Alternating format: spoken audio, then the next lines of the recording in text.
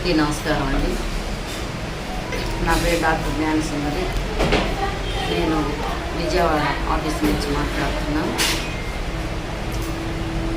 నిన్న భద్రాద్రి కొత్తగూడెం జిల్లా మారుతి కళాశాలలో ఫస్ట్ ఇయర్ చదువుతున్న బీఎస్సీ నర్సింగ్ చదువుతున్న విద్యార్థి కారుణ్య, కొనిజర్ల మండలం, చిత్తూరు నగర్.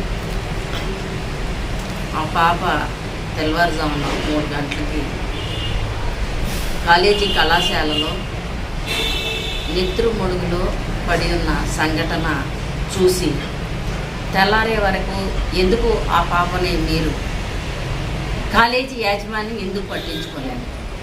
కాలేజీలో ఏం జరిగింది?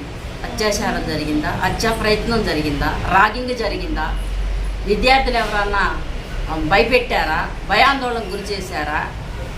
ఏంటనేది ఇంతవరకు వెలుగులోకి రాకుండా, హాస్పిటల్కి పంపించకుండా మీరు మెరుగైన వైద్యం అందకుండా అక్కడే భద్రాద్రి కొత్తగూడెం గవర్నమెంట్ హాస్పిటల్లో ఉంచి వైద్యం బాగానే ఉంది, పర్వాలేదు అన్నట్టుగా పట్టించుకోకుండా ఉంచటంలో ఉద్దేశం ఏంటి?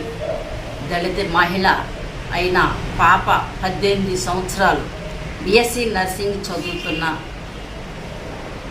ఫస్ట్ ఇయర్ విద్యార్థిని ఎందుకు ఇలా జరిగిందనేది పూర్తి కళాశాల కాలేజీ యాజమాన్యంది పూర్తి బాధ్యత. అక్కడ నిజ నిర్ధారణలు పూర్తిగా ఎంక్వైరీ చేయాలి. మరి పోస్ట్ మార్టం రిపోర్ట్లో బలంగా తలపై గాయాలు తగిలాయి. మరి అక్కడక్కడ కూడా చాలా మరి ఇబ్బందికరంగా ఉన్నాయని డాక్టర్ గారు మాట్లాడుతున్నారు.